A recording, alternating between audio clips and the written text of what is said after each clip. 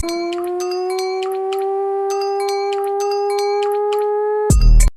boy Canelo won Yes. against Billy Joe Saunders.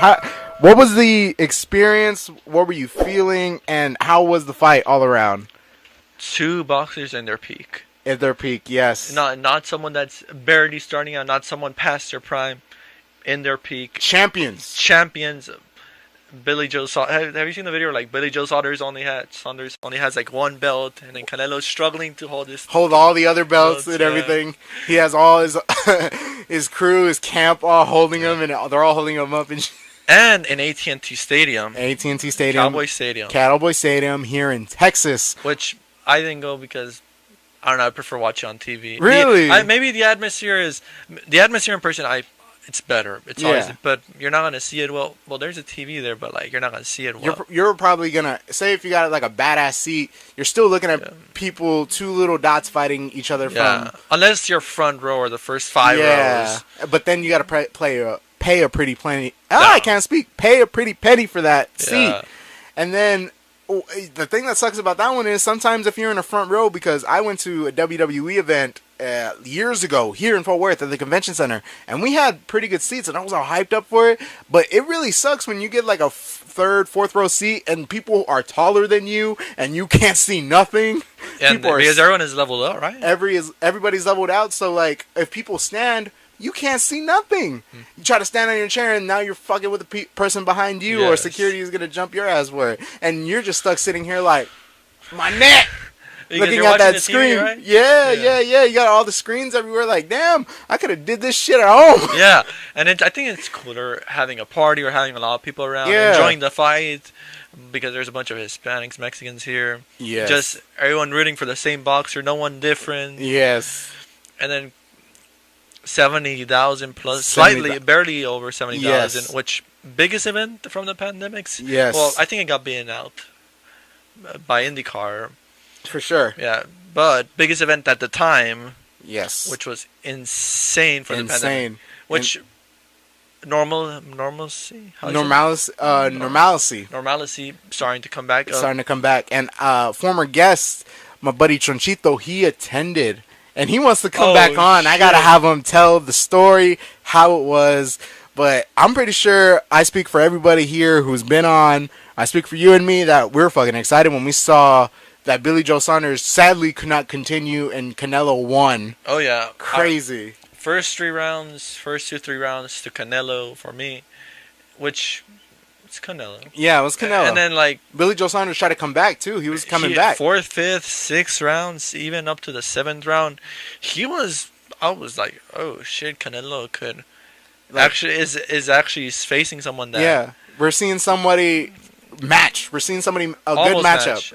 And we're seeing how it's going to play out. That's the excitement behind it. And then my dad, very biased towards Canelo, was like, hey, Billy Joe Saunders... He's putting up a hell of a fight here. Yeah. And he's like, nah, Canelo winning every round. Canelo's got this. He's got this. Which he did, but like in hindsight he did, but like. And then what was your reaction when Billy Joe Saunders couldn't leave the corner? When you saw his eye, and then when you saw everything. Before that, the 8th round was fun. You saw him hyping up the crowd. Yes. I was like, oh, I wish I was there now. Yes. It was like. And then they go back to their corners. That good punch where he was ducking, and then he was going up. So two forces, yes, caught him. And then my dad was seeing what was happening. He's like, "Hey, I think he broke his cheek." Yes, his orbital. His orbital. He literally said the orbital. I was like, "How do you know it's his orbital?" And then he's like, okay, fight, and I was a bit confused, but my dad wasn't confused. Like, hey, he broke his orbital.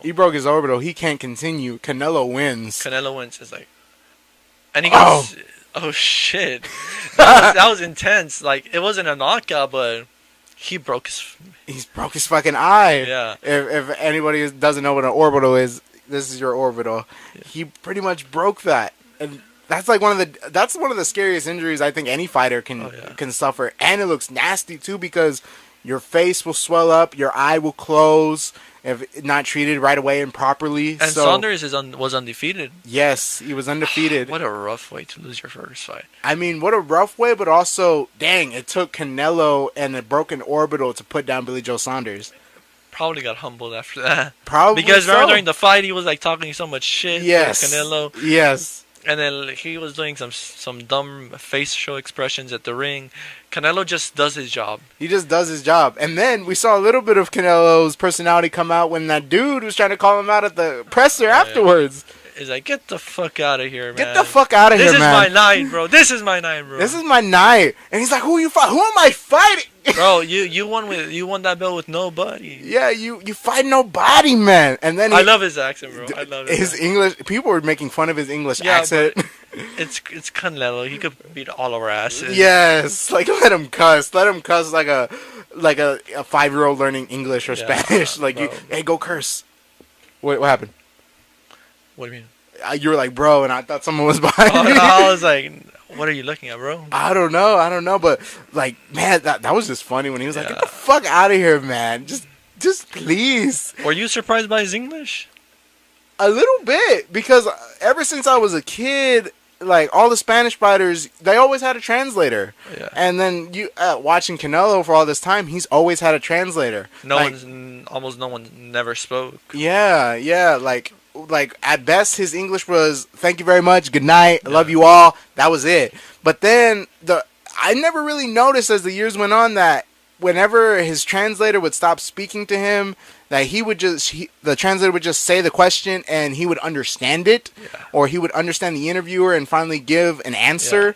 Like, wow, his English has come a long way. Like, what I noticed is that he doesn't even need the translator to speak to him back. He just answers in Spanish normally. Yeah. Just tell me in English and I'll answer in Spanish, and then the translator does the job.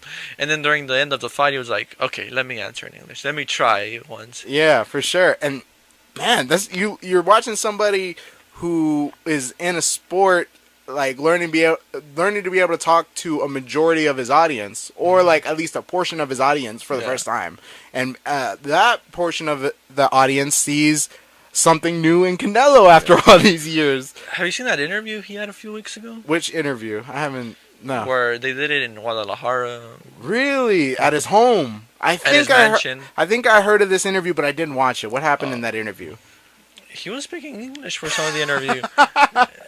And then, like, the first half of the interview, he was speaking English, and then second half, I was like, okay, fuck it, I'll start speaking Spanish. I think he was getting mentally tired. Yeah, like, I'm at home, I'm in Guadalajara, I'm in my place, let me speak how I want to speak. Which is in Jalisco, and I'm going to be heading to Jalisco, which that's the part of Mexico I usually stay at. Wow, so you're going to be kind of nearby. You're going to be like, hey, Canelo, let me stop by.